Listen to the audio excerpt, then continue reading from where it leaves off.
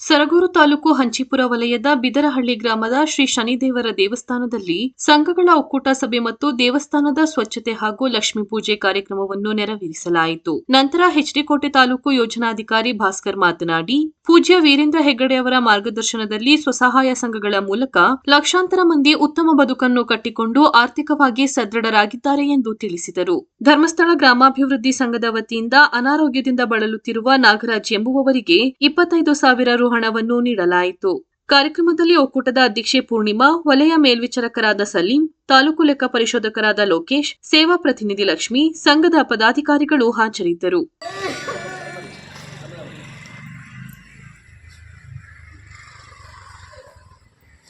ವರ್ಷಗಳಿಂದಲೂ ಕೂಡ ಧರ್ಮಸ್ಥಳದ ಧರ್ಮಾಧಿಕಾರಿ ಆಗಿ ಆಡಳಿತ ಮಾಡಿರುವಂಥ ಎಲ್ಲ 21 ಧರ್ಮಾಧಿಕಾರಿಗಳು ಕೂಡ ದಾನ ಧರ್ಮವನ್ನು ಮಾಡಿಕೊಂಡು ಬಂದಿದ್ದಾರೆ.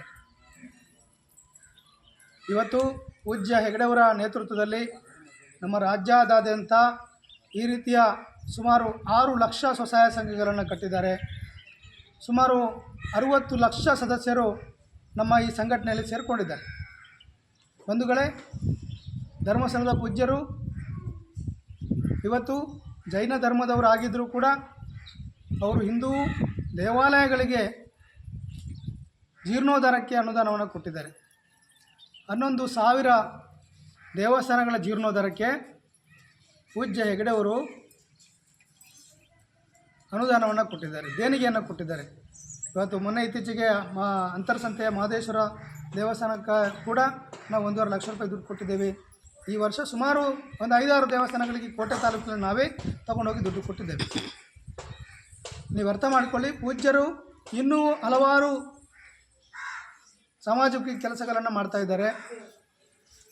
ಒಂದು ಕುಟುಂಬ ನಿರ್ಗತಿಕವಾದರೆ, ನಿರ್ಗತಿಕ ಅಂದರೆ ಅವ್ರು ಯಾರು ನೋಡುವವರು ಇಲ್ಲ, ಅವರನ್ನು ಕೇಳುವವರಿಲ್ಲ, ಅವರಿಗೆ ದುಡಿಯೋದಕ್ಕಾಗಲ್ಲ, ಸಂಪಾದನೆ ಮಾಡಲಿಕ್ಕೆ ಯಾರೂ ಇಲ್ಲ ಎನ್ನುವಂಥ ಸ್ಥಿತಿಯಲ್ಲಿರುವಂಥ ಕುಟುಂಬಗಳಿಗೆ ಪೂಜ್ಯರು 30,000 ಕುಟುಂಬಗಳಿಗೆ ತಲಾ 1,000 ರೂಪಾಯಿಯಾಗಿ ಪ್ರತಿ ತಿಂಗಳು ಮಹಾಶಾಸನವನ್ನು ಕೊಡ್ತಾ ಇದ್ದಾರೆ. ನೀವು ಅರ್ಥ ಮಾಡಿಕೊಳ್ಳಿ, ನಾವು ಯಾರಿಗಾದರೂ ನಮ್ಮ ಊರಿನಲ್ಲಿ ಕಷ್ಟದಲ್ಲಿದ್ದವರಿಗೆ ನಾವು ಎಷ್ಟು ದಿನ ಸಹಾಯ ಮಾಡ್ಬೋದು? ಒಂದು 4 ದಿನ 100 ರೂಪಾಯಿ ಕೊಡ್ಬೋದು. ಆದರೆ ಪೂಜ್ಯರು ಕಳೆದ 43 ವರ್ಷಗಳಿಂದ ಕೂಡ ಅಂಥ ಕುಟುಂಬಗಳಿಗೆ ತಲಾ 1,000 ರೂಪಾಯಿ ಪ್ರತಿ ತಿಂಗಳು ಮಹಾಶಾಸನವನ್ನು ಕೊಡ್ತಾ ಇದ್ದಾರೆ.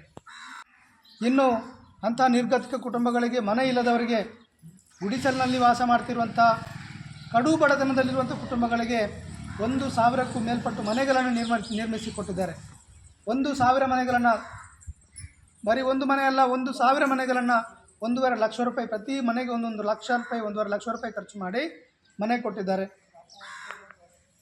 ಹಾಗೆಯೇ ನಮ್ಮ ಊರಿನ ಕೆರೆಗಳನ್ನು ಅಭಿವೃದ್ಧಿಪಡಿಸೋದಕ್ಕೆ ಪೂಜ್ಯರು ದುಡ್ಡು ಕೊಡ್ತಾ ಇದ್ದಾರೆ. ಇವತ್ತು ಅಂತರ್ಸಂತೆಯ ಭಾಗದಲ್ಲಿ, ಹೊಸವಲೂರಿನ ಭಾಗದಲ್ಲಿ ಕೂಡ 3-4 ಕೆರೆಗಳನ್ನು ನಾವು ಹೂಳೆತ್ತಿದ್ದೇವೆ. ನಮ್ಮ ರಾಜ್ಯದಲ್ಲಿ ಸುಮಾರು 1,000ಕ್ಕೂ ಮೇಲ್ಪಟ್ಟು ಕೆರೆಗಳನ್ನು ಪೂಜ್ಯರು ಸುಮಾರು 5 ಲಕ್ಷ ರೂಪಾಯಿ ಖರ್ಚು ಮಾಡಿ, ಒಂದೊಂದು ಕೆರೆಗೆ 5ರಿಂದ 10 ಲಕ್ಷ ರೂಪಾಯಿ ಖರ್ಚು ಮಾಡಿ ಕೆರೆ ಹೂಳೆತ್ತುವಂಥ ಕೆಲಸವನ್ನು ಪೂಜ್ಯರು ಮಾಡಿದ್ದಾರೆ. ಶುದ್ಧ ಕುಡಿಯುವ ನೀರಿನ ಘಟಕಗಳನ್ನು ಪೂಜ್ಯರು ಕೊಟ್ಟಿದ್ದಾರೆ. ಗಡಸು ನೀರನ್ನು ಕುಡಿದು ನಮ್ಮ ಬಡ ಜನ ಆರೋಗ್ಯವನ್ನು ಹಾಳು ಮಾಡ್ಕೋಬಾರ್ದು ಎನ್ನುವಂಥ ಉದ್ದೇಶದಿಂದ ಶುದ್ಧ ಕುಡಿಯುವ ನೀರನ್ನು ಕೊಟ್ಟಿದ್ದಾರೆ.